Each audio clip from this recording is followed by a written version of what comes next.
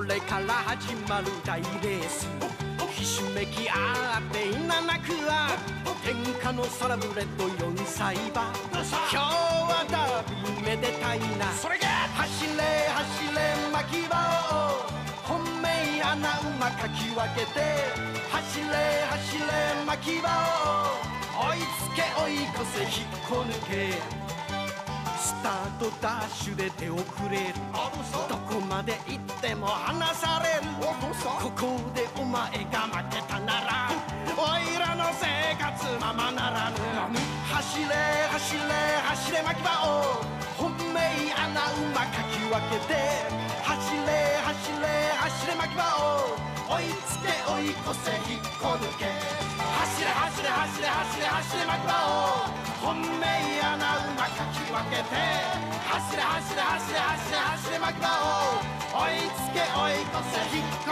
抜け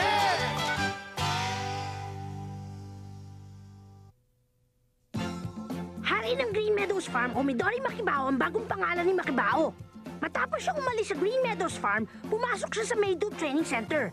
Pagkatapos ng ilang buwan niyang pagsasanay, mas lalo siya naging malakas kaysa dati. At ngayon, tatakbo na si Makibao para sa kauna-unahang karera na mangyayari sa buhay niya. Ang kauna-unahang karera. Sumigit si Faye Moleg. Mabilis sa mabilis si Mochi Ganita. Pero nangunguna pa rin si Black at Maiku. Iniwan niya na lahat ng mga laban. Sumat! Darating na niya ang finish line! Ang galing! Tuwang-tuwa ang mga tao sa pagkapanalo niya.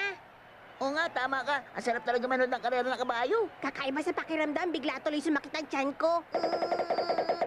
Ayos! Maya-maya, ikaw nang susunod na tatakbo, Makibao! Hindi siya pangkaraniwan. Mas magaling siya ng 4.5 ulit kumpara sa iba. Talaga? Mabuti kung gano'n ang sarap na pakiramdam ko.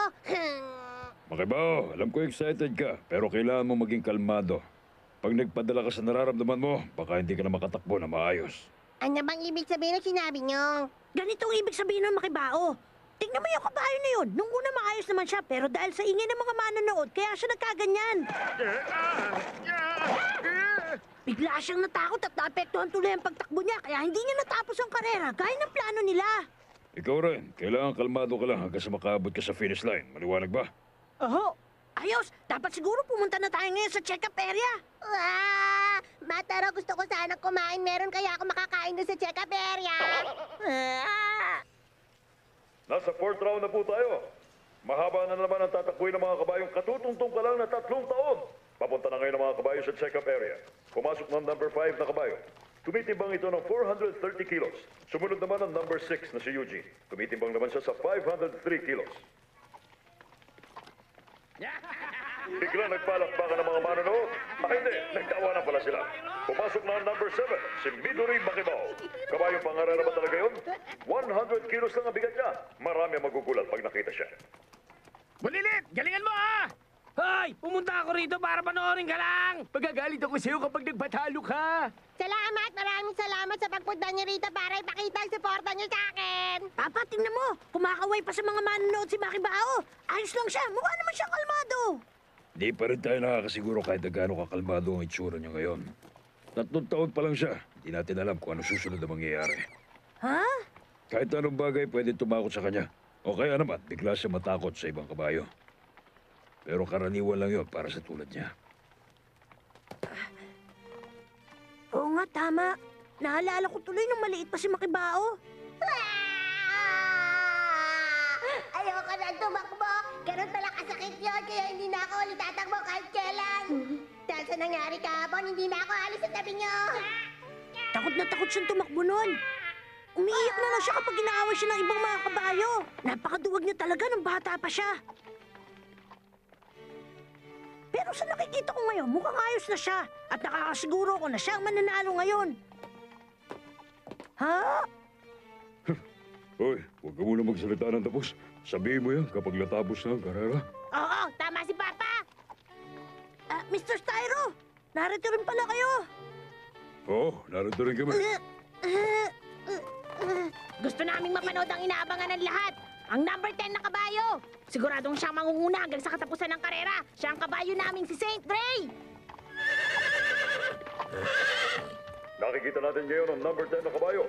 Siyang inabangan ng lahat ng manonood. Siya si Saint Ray. Tahimik siya ngayon nagpapaikot-ikot. Hindi nyo akalaing 3 taon lamang siya. Saint Ray, pagkakataon mo na to. Ano, Saint Ray? Sigurado siya ang mananalo sa karerang ito. Saint Ray, gawin mo lahat para manalo. Ang nakikita nyo ngayon ay si Midori Makibao. Kakaiba ang itsura niya kaya siya ngayon ang pinakasikat at pinag-uusapan ng lahat. Ano po ba masasabi niyo tungkol sa kanya, Mr. Eric Shuchiro?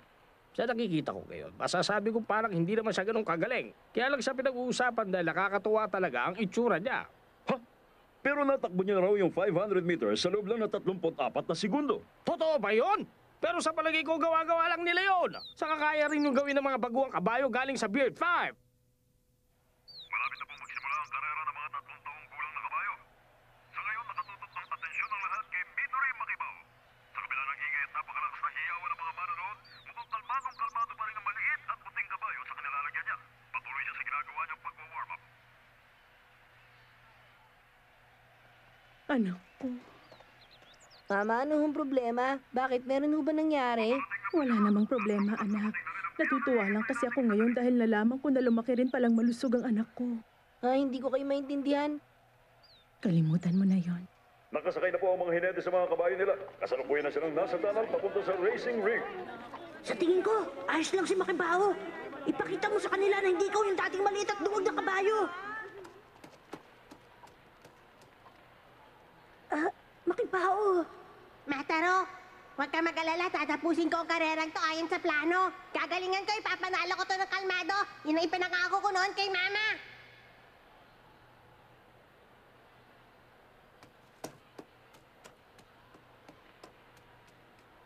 Mataro, huwag kang mag-alala. Kalmado lang naman siya kaya wala magiging problema. Ang mabuti pa, pumunta na tayo sa may finish line. Doon na lang natin salubungin si Makibao. Sa wakas, konti na lang. Pagkatapos nating daanan ng tunnel na to, papasok na rin tayo sa racing ring. Hoy, Makibao, huwag ka matakot ha. Oh, hindi na ako matatakot. Ha? Ha?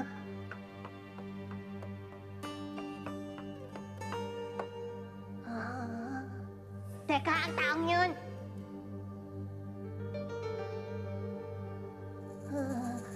Oo nga, siya nga yun.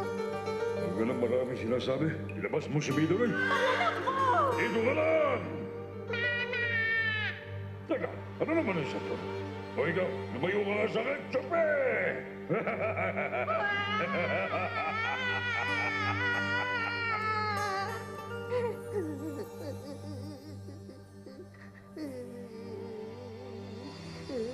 Siya yung taong naglayo sa akin kay Mama. Kumusta ka na?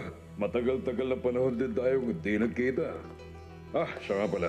Huwag ka na umasa na makakasama ka sa karera kung nasa ng kabayo ko si Saint Ray, Kahit anong sabihin mo, hindi ako susuko. Pinangako ko sa mama ko na magiging isa akong mahusay na kabayong pangarera. Hindi ako magpapatalo kahit na anong mangyari. Kawawa ka naman kabayo ka. Ibig mong sabihin, hanggang ngayon, hinahanap-hanap mo pa rin ang mama mo na si Midori. Ha? Pero ito lang masasabi ko sa'yo. Sa tingin ko kasi, hindi ka na niya naalala. Kinalimutan ka na ng mama mo. Magdisinungaling ka, hindi ako kinalimutan ng mama ko. Hindi! Hindi ako naniniwala sa sinasabi mo. Hindi mo pa rin ba naiintindihan hanggang ngayon? Matagal ka nang iniwan ng mama mong si Midori. Kaya ka nga niya iniwan nun dahil ayaw ka niyang alagaan eh. Ngayon, paano mo masasabing naalala ka ng mama mo? Kahit na makasalubong ka ba niya ngayon, siguradong hindi ka niya makikilala. Kawawa kabayo. Hindi ko siya kilala. Sino ba ang lalaking yun? Uy, Makibao! Si Mama, siguro nga kinalimutan na ako ni Mama. Siguro nga pinabayaan na ako ng mama ko. Mama! Makibao, ano ba iniisip mo? Pwede ba huwag mo naintindihan ang sinabi sa'yo ng tao na yun? Oo nga, tamang sinabi ni Bossing. Paano? Halika na, kailangan na natin pumunta ron. Bakit? Anong nangyayari sa'yo? Makibao! Ano ba? Sabi niya, pumunta na tayo. Hoy, ano ka ba, Makibao? Tayo na. Meron ka bang karera ngayon? Nakalimutan mo na ba, ha?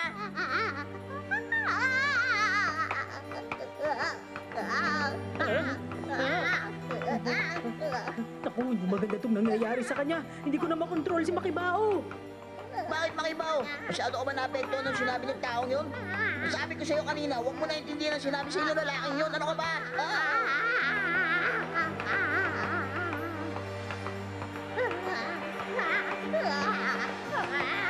Paano na itong Kasky? Ano na gagawin natin sa kanya ngayon? Bakit pa kasi inasal ka na ng konti, nagkaganyan ka na kaagad eh. Nakakasar! Ano nang gagawin natin ngayon?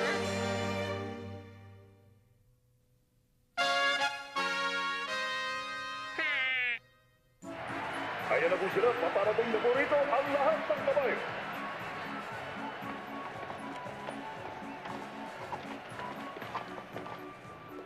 Excuse me, Miss Francesca.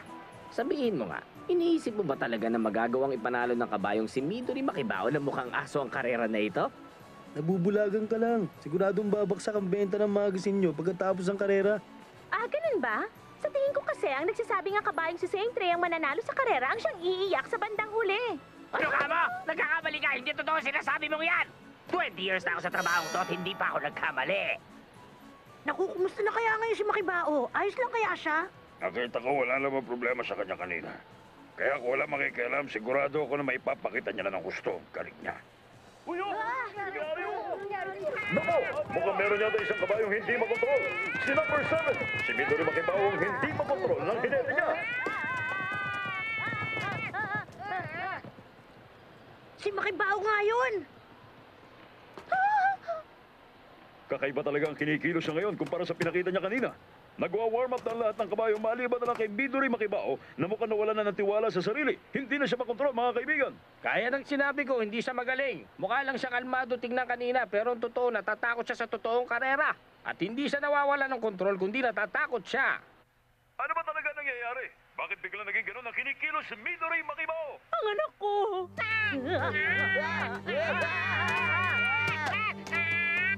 Konti lang, may Makibao! Ayun, talaglag na po yung hinete niya dahil sa ginagawa niya pagwawala. Ano kayo nangyari sa kanya? Bago naman siya pumasok kanina sa tunnel, maayos ang lagay niya, di ba? Ano kaya nangyari habang nandun siya? Makibao! Hoy, nalilitig mo ba ako? Ano problema? Ano ba kinatatakot mo? Tatawanan ka ni Kasky sa ginagawa mong yan eh.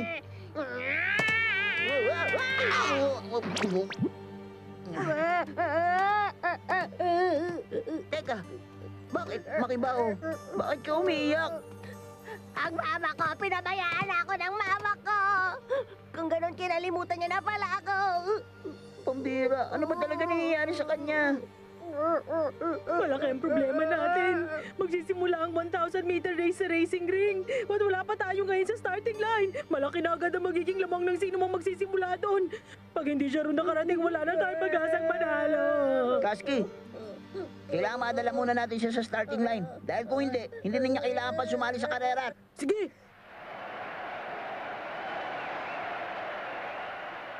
Nakapwesto na po ang lahat. Nasa harapan na ang mga kabayo. Magsisimula na po ang karera sa sandaling madala na nila si Midori Makibao sa harapan.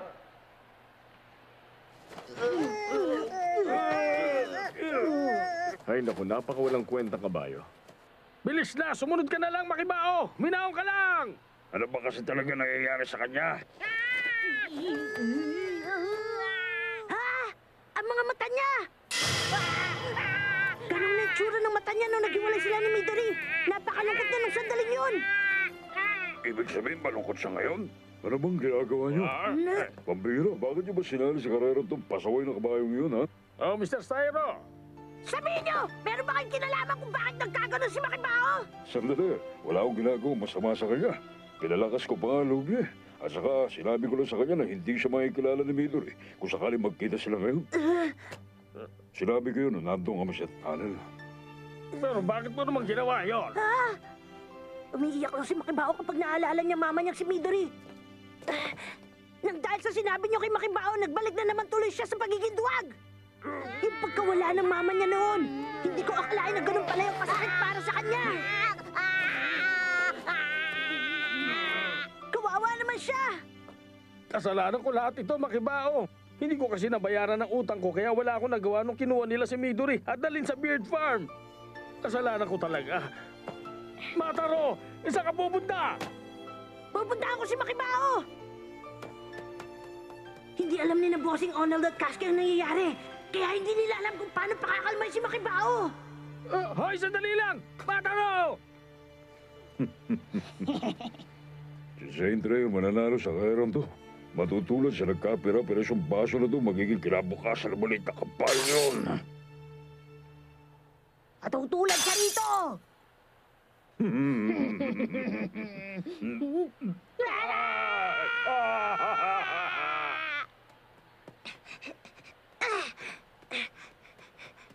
Kailangan ko magmadali. Bago magsimula ang karera, kailangan makausap ko siya para uminaw na siya. Hoy, bata! Hindi ka pwede rito! Sa sandaling to, maliban sa akin, wala nang ibang makakapagpahinahon kay Makibao. Sandali lang, hoy! Huwag mo na kayo magsimula! Sandali lang, nakikiusap ako!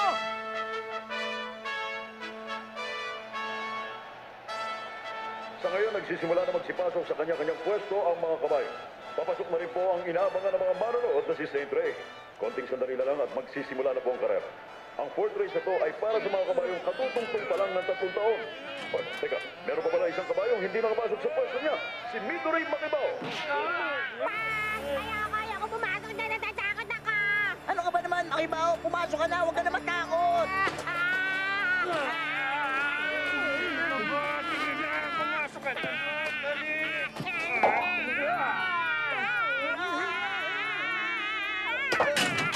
Sa wagas, nakapasok na si Midori Makibao. Nakapwesto na sa kanya-kanyang lugar ang mga kabayo.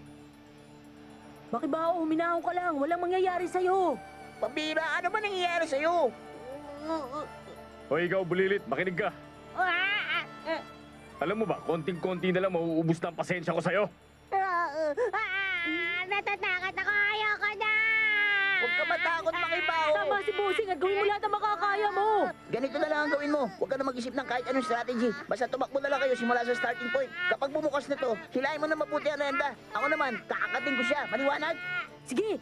Signal na lang po ang iniintay ngayon ng mga kabayong pangarera para magsimula. Ito po ang kauna-unahang karera na mangyayari sa lahat ng mga kabayong narito na katutungtong pa lang ng 3 taon. Lalabas na kaya magiging pinakasikat na kabayo na magkakaroon ng pagkakataong makapasok sa Derby Race.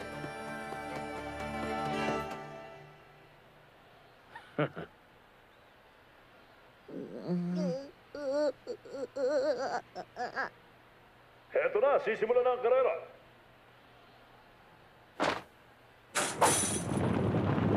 Binuksan na po ang gate! Nag-uuna na lumabas sa mga kabayo. Ito ang kauna-una ang karera sa taong ito. Sa nagaganap na paligsahan na ito ngayon, masasabing balanse ang bilis ng lahat ng kabayo. Walang ganong kaibahan. Lagot! Mukhang meron isang kabayo mabagal. Ha? Naku, paano na yan? Sandali, sino ba ang kabayo na yun? Sino pa? Eh, di siyempre si Midori Makibao. Siya lang naman ang hindi seryoso sa kare... Ha? Hindi! Ang kanilang babagal-bagal ay unti-unti na ngayon ang uuna. Maganda ang pinapakitang panimula ni Midori Makibao.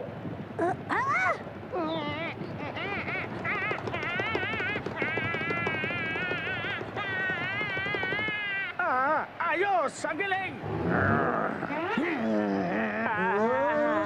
Midori Makibao!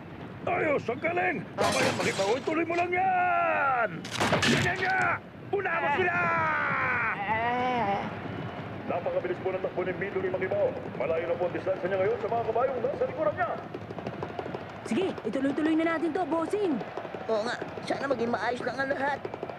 Pumapangalawa na po ngayon si Saint Ray.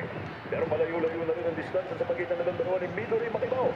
Patuloy na namumuna si Midori Makibao.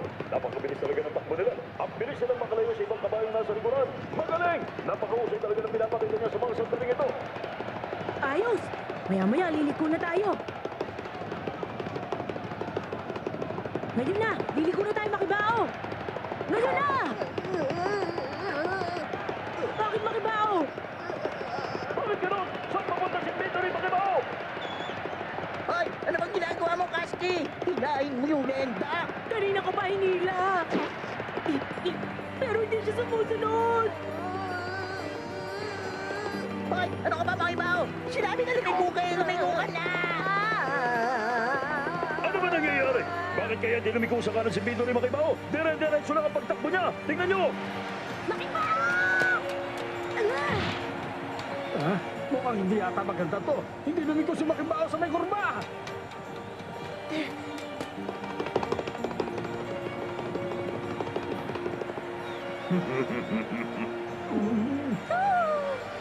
Paano na yan? Parang bumalik na naman yata yung dati niyang ugali. Hoy, Makibao! Hindi na siya mapigilan! Ako, paano na yan? Ano nang gagawin natin? Ako po!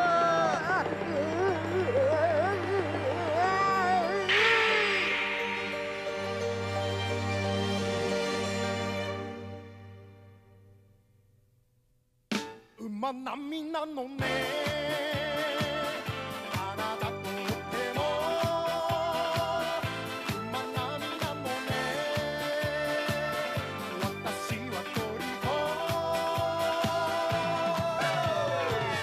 鳥太いというのなら見せてやろうか肝っ玉硬い硬いと言われてる親父譲りの石頭汚れちまった地球の上じゃ血にも名誉もないけれど上辺だらけの世の中だから本当の俺を見せてやるきっとお前はこう言うだろう馬並みなのね